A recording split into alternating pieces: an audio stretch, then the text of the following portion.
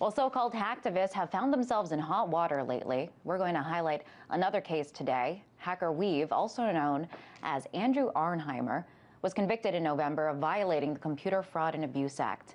Monday, he was sentenced to 3.5 years in prison. Arnheimer's crime: collecting more than 100,000 emails of iPad users, thanks to a security loophole in AT&T's website. But he never sold or otherwise profited off the emails, instead exposing the security issue to AT&T. Now Arnheimer's fate is raising concerns that any form of security research on websites could result in prosecutions. Our web producer Andrew Blake was at the sentencing and joins us now to tell us all about it. Hi there, Andrew. Hey. So can you explain Arnheimer's crime in layman's terms? Yeah, if you want to call it a crime, the federal government called it a crime, his opponents called it a crime, but he has a huge legion of supporters. Now the Electronic Frontier Foundation, the EFF, is actually taking on his appeal to show just how significant this case is and how much of a stretch it might be as far as what the DOJ is actually doing. But to back up, what Arnheimer actually did was, back in 2010, when the iPads came out and every upper middle class white person in America ran out to the Apple store to go buy one, AT&T and Apple didn't really know what the hell they were doing. So he found out that there was a security flaw on AT&T's websites. And what he found out was pretty much information about every single iPad. When I say information, I mean the email address registered to that iPad and nothing else. No names, no passwords, no home addresses, no phone numbers, no social security numbers, none of that. Arnheimer found out that the email addresses of every registered iPad user was sitting unprotected on the internet, not behind a password, not behind a firewall. It wasn't encrypted or anything. He found them, and he let people know. He went on the record to say that he didn't want to use this for money. He didn't want to really do anything with this other than just say, hey, look, I'm a security researcher, and this is what I found. AT&T didn't care too much for that, though, and the federal government has been kind of following this guy for a while. He has like a known reputation on the internet of being kind of a jerk.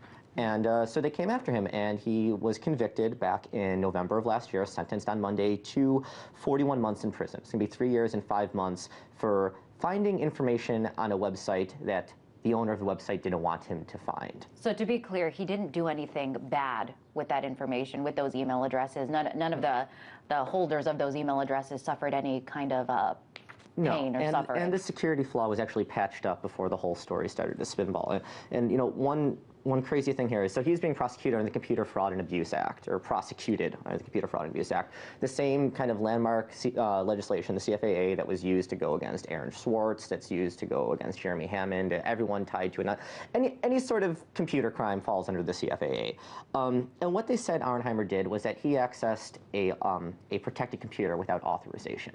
Now, when he accessed a protected computer, he just went onto a website and he found this information just sitting there. And, he said a few months ago, before he was actually sentenced, he said, no one asks permission from Google before they Google. You don't call up Silicon Valley and say, hi, I'm looking for hamster dance, because that's a really good website, and I still go to that all the time.